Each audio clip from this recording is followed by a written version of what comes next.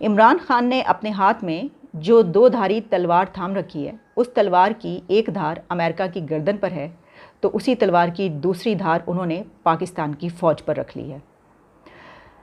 इसको कहते हैं मैकियावेलियन आइडियोलॉजी में controlling elites with ferocious populism. क्योंकि वेस्ट का नारा लगाकर वेस्ट के ख़िलाफ़, अमेरिका के ख़िलाफ़, एंटी अमेरिका या यहूदियों के ख़िलाफ़, यूरोप के ख़िलाफ़ पाकिस्तान में बड़े से बड़ा प्रोटेस्ट कर लेना कोई मुश्किल काम नहीं है। ये टीएलपी का नैरेटिव है। ये वो टीएलपी का नैरेटिव है जो बड़े आराम से चंद घंटों में वेस्ट के ख़िलाफ़ अमेरिका का नाम लेकर लोग इकट्ठे करते हैं और बड़े बड़े मजमे इकट्ठे कर लेते हैं और एहतजाज करते हैं। तो इमरान खान ने प्रोटेस्ट की कॉल दी और कहा कि पूरे मुल्क में उनके फॉलोअर्स निकलें और उनके हक़ में इसलिए प्रोटेस्ट करें क्योंकि उनको वज़ारत उज़्मा से निकाल दिया गया, उतार दिया गया। उनको प्राइम मिनिस्टरशिप उनकी छीन ली गई है।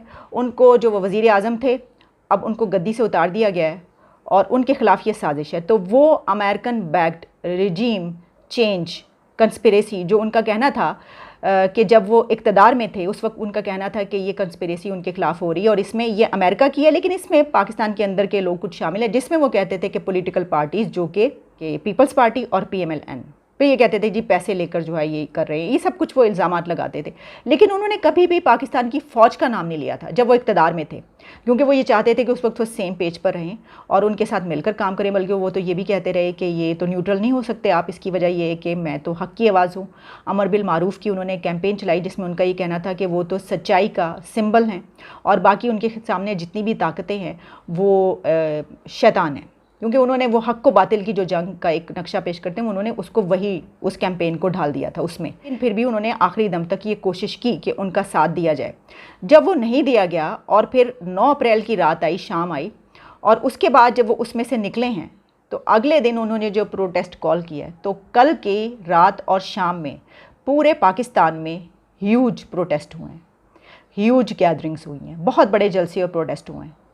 लेकिन इन जलसों में ये जो अमेरिकन बैक्ड इमरान खान कहते हैं कि रिजीम चेंज कंस्पिरेसी है उनके ख़िलाफ़, इसमें जो नारे लगाए हैं लोगों ने वो जनरल बाजवा के ख़िलाफ़ लगाए हैं, वो पाकिस्तान फ़ौज के ख़िलाफ़ लगाए हैं, वो ISI के चीफ़ के ख़िलाफ़ लगाए हैं और वो ISI के ख़िलाफ़ लगाए हैं। वो पाकिस्तान के इदारों के नाम ले लेकर लगाए हैं, जर्नैलों के नाम ले लेके उनके ख़िलाफ़ नारे लगाए गए हैं, स्लोगन्स लगाए गए हैं, बजाय इसके कि अमेरिका मुर्दाबाद या जो भी वो कहना चाहते हैं TLP के उसके ऊपर। अगर वो ऐसा कोई प्रोटेस्ट कर रहे हैं कि कुछ ऐसी उनके वज़ीर आज़म के ख़िलाफ़ कोई ऐसी हुई है, तो वो हमें इसके बजाय ऐसा लगा कि ये जो कैंपेन है ये इमरान खान ने मोड़ दी है पाकिस्तान की फ़ौज के ख़िलाफ़।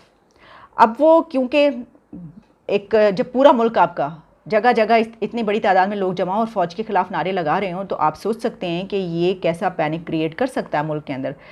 सोशल मीडिया पर मैं देख रही थी बहुत सारे लोग जो है इस तरह की बात भी करते हुए नज़र आए, जिसमें कि मैंने देखा रिटायर्ड फ़ौजी जर्नैल जो हैं उनके कुछ अकाउंट, उसमें से कहा गया कि ये तो बहुत डैमेज करेगा, इतनी ज़्यादा ये ऐसी फ़ौज मुखालिफ कैंपेन के पूरे मुल्क में नारे लगाए जा रहे हैं और ये कहाँ पे पहुँचेगा, ये इंतशार हमें कहाँ लेकर जाएगा, ये तो इदारे के ख़िलाफ़ बहुत ज़्यादा ख़तरनाक है, तो इसको रोका जाए, फ़ौरी तौर पर जो रोका जाए। वहीं पर हमने ये भी देखा कि जो TLP में कहने लगी थी, लेकिन PTI के जो सपोर्टर्स थे उन्होंने ये कहा कि हमने ये देख लिया, हमने ये किया है, तो आप देखें कि हमारे पास कितनी ताकत है, आपने हमारे प्राइम मिनिस्टर को उतारा है तो हम ये करेंगे, ये भी कहा गया। तो अगर हम ये देखें कि ये अमेरिका के ख़िलाफ़ जो थी साजिश, जो कह रहे थे कि अमेरिका के ख़िलाफ़ जो है उन्होंने कैंपेन चलानी है, प्रोटेस्ट करना था, वो पाकिस्तान की फ़ौज के ख़िलाफ़ कैसे हो गया। तो मैं समझती हूँ कि वो जो 9 अप्रैल की शाम और रात गुजरी है उसके बाद जो है इमरान खान ने इसको इस तरफ मोड़ दिया, क्योंकि वो ये चाहते थे कि वोट ऑफ नो कॉन्फिडेंस बेशक कई दिन तक बैठे रहें लोग असेंबली में, पार्लियामेंट में, उन्होंने नहीं करवाना था, अगले चंद महीनों तक भी नहीं करवाना। वो तो आते ही नहीं है पार्लियामेंट में, उनकी जूते की नोक पर है, वो कहते हैं कि भाई मैं तो जाऊँ। वो कहते हैं कि आखिरी गेंद तक खेलूँगा। लोग गेंद लेकर भी आए पार्लियामेंट में, वो नहीं आए, वो क्रीज पर नहीं आते, वो विकेट्स पर आते नहीं, और अगर आते हैं तो विकेट उखाड़ते हैं और बगल में दबा के भाग लेते हैं। लेकिन फिर भी वो अपना नैरेटिव यही रखते हैं, ठीक है। ये तो हम जानते हैं, वो इसको उनकी परवाह नहीं होती कि लोग ये समझेंगे कि देखें ये तो झूठ बोल रहे हैं, ये तो ये कर रहे हैं, वो कोई, क्योंकि जब इतनी बड़ी तादाद आपके साथ होगी इस नैरेटिव पर कि मुझे उतारा गया और इन्होंने उतारा। और अब इक़्तिदार में होते वक्त उनका ये नैरेटिव नहीं था कि फ़ौज उनके ख़िलाफ़ इन्होंने किया, ये उनका नैरेटिव बना है इक़्तिदार से निकलने के बाद। अब देखें, उस रात में, उस शाम में बहुत कुछ, जो कुछ भी हुआ, हर एक मिनट के बाद एक ख़बर आ रही थी। उसमें सुप्रीम कोर्ट भी खुलवाया गया, उसमें हाई कोर्ट भी खुलवाया गया। फिर हमने देखा कि उसमें रेजिग्नेशंस आए, स्पीकर डिप्टी स्पीकर के, फिर जो हालात नज़र आए उस वक्त, और फिर नो कॉन्फिडेंस वोट उसी रात को हुआ, ट्रांजिशन हुआ, पीसफुल ट्रांजिशन हुआ, बड़ी बात है इस सिचुएशन के बाद भी। दिस इज़ अमेजिंग, मैं समझती हूँ, वरना पाकिस्तान में इससे कम भी सिचुएशन होती थी तो कू हो जाता था। हमेशा हमने देखा कि जो कू होता रहा है वो इल्ज़ामात लगते रहे, कहा जाता रहा, बड़े धड़ल्ले से जो है हमने बहुत तनकीद की हमेशा कि फ़ौजी आते हैं और वो वज़ीर आज़म को उतार देते हैं। लेकिन अब जो कहा जा रहा है, जो ज़राए बता रहे हैं, या ये कि जो तज्ज़िये किए जा रहे हैं, जो बात की जाए, वो ये है कि जनाब ये पहली मरतबा है कि इस तरफ से कू करने की कोशिश की गई। अब उस पर यह कहा जाता है कि जी इमरान खान ने किसी को सैक करने की, बरतरफ करने की जो है वो कोशिश की और वो कामयाब नहीं हो सकी, और जब वो उसमें जो है वो नाकाम हो गए क्योंकि वो पकड़ लिया गया और फिर उनको ये बताया गया, शटअप कॉल दी गई, तो उसके बाद फिर जब वो घर वापस गए हैं तो फिर उन्होंने प्रोटेस्ट की, जो ये कॉल दी है। तो उसमें अब उनकी ये जो पहले अमेरिका के ख़िलाफ़ उनकी जो कैंपेन थी, अब उसमें उससे ज़्यादा मुझे लगता है कि बड़ा मुकाम हासिल हो गया है फ़ौज को, क्योंकि अब वो ये कैंपेन भी चला रहे हैं।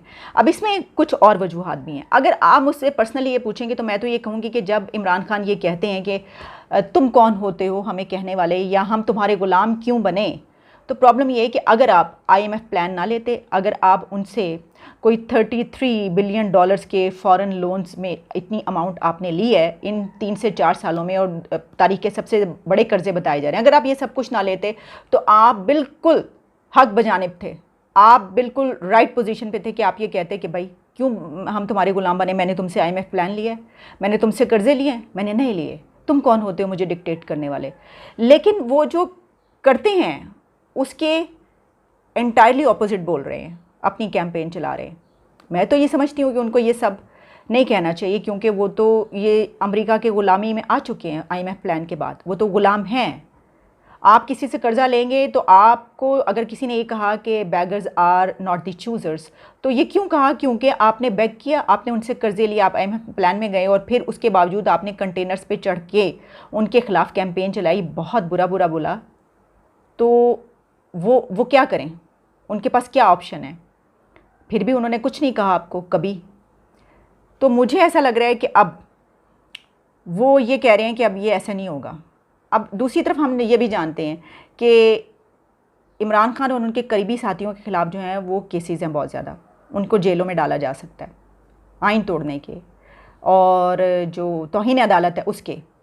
तो ये सब केसेस क्योंकि हैं और वो ये जानते हैं, वो इस हुकूमत से इसलिए नहीं निकलना चाह रहे थे, उन्हें पता था कि जिस अपोजिशन के ख़िलाफ़ उन्होंने इतनी भरपूर कैंपेन करके उनको सज़ाएं दिलवाई थी, जेलों में डाला था, उनको नाहल करवाया था, उनको उनके वज़ारत उज़्मा से निकलवाया था, हटवाया था, उनको बाहर भेज दिया था, यही सब कुछ अब उनके साथ होगा। वो इस डर से हुकूमत से नहीं निकलना चाह रहे थे, वो और उनके साथी। फिर उन्होंने NRO लेने की कोशिश की, खबरें ये आई कि ठीक है मेरे ख़िलाफ़ तमाम केसेस ख़त्म कर दोगे तो तब मैं निकलूँगा। और क्या उनको NRO नहीं दिया गया, इसलिए उन्होंने ये कैंपेन शुरू की है? क्या उनको ये डर है कि उनको और उनके साथियों को जेल में डाला जाएगा? शेख रशीद ये कह रहे हैं कि अब हम जेल भरो तहरीक शुरू करेंगे। क्या ये वजूहात हैं? इस सब में हम ऐसी सिचुएशन पर और पोजीशन पर पहुंच चुके हैं कि जहां पर ये इंतशार की तरफ अब मज़ीद बढ़ेगी सूरत हाल। पॉलिटिकल टर्मोइल अब ख़त्म हो जाएगा और सब ठीक होगा, सब रावी चैनी चैन लिखेगा, तो वैसा चैनी चैन हमें अपने उसमें होता हुआ नज़र नहीं आ रहा। तो अब जो है हुकूमत क्या इसको संभाल पाएगी या नहीं संभाल पाएगी, ये हम देखेंगे। लेकिन इमरान खान ने अलम बुलंद कर दिया है, इसके बावजूद कि उन्होंने आखिरी दम तक मार्शल लगाने की कोशिश की और मार्शल नहीं लगा। लेकिन जब उस तरह नहीं लगा तो अब वो इस तरीके से मार्शल कोशिश कर रहे हैं और हो सकता है कि लग भी जाए, क्योंकि जितनी बड़ी कैंपेन स्टार्ट हुई है फ़ौज के ख़िलाफ़, उसको कितने दिन तक देखा जाएगा।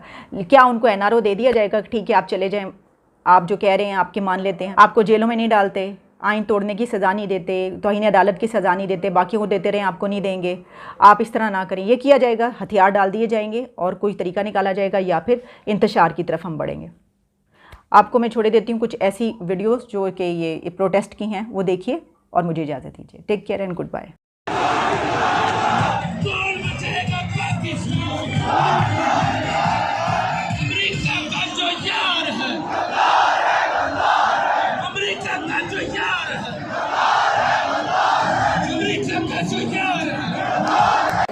इंसान को सारी उम्र नहीं भूलते, जो मुश्किल मुश्किल वक्त में साथ छोड़ जाए, जो मुश्किल वक्त में तुम्हारी को आप उन लोगों में शामिल है जिन्होंने मुश्किल वक्त में 7 महीने में इस मुल्क के हालात ऐसे हैं कि 17 मैं वजीर दाखिला की हैसियत से 2 इल्जाम लगा के जा रहा हूं। एक इल्जाम लगा के जा रहा हूं कि आज ये फाइलें बदलते रहे हैं ब्यूरोक्रेट्स, पीपल्स पार्टी और नून लीग के केसेस की, और दूसरा लगा के जा रहा हूं कि इस मुल्क में दहशतगर्दी के खदशात हैं। इस मुल्क को बचाना है तो रात की तारीकी में फैसले नहीं करने, दिन की रोशनी में फैसले करने। और आज